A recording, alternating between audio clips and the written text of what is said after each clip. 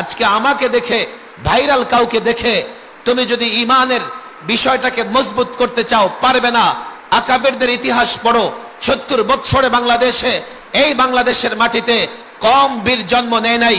আল্লামা জাফর আহমদ উসমানী বাংলাদেশে দ্বীনের খেদমত করেছেন।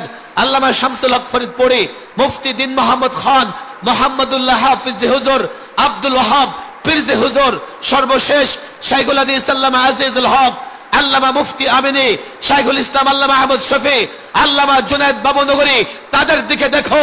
বাতিল যখন মাথা চাড়া দিয়েছে, বাতিলের সামনে নত জানু হয় নাই।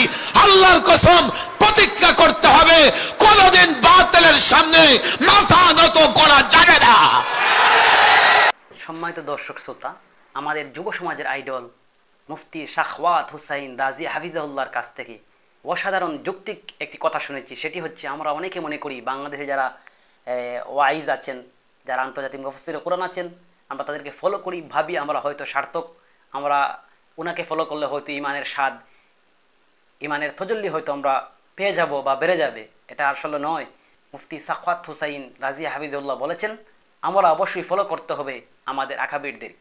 যে সমস্ত আকাবিররা আমাদের মাঝে ছিলেন, তারা আজকে আমাদের মধ্যে নেই, কিন্তু তাদের স্মৃতি, তাদের ইমানের তজল্লি ইত্যাদি আমাদের চোখের সামনে ভাসছে।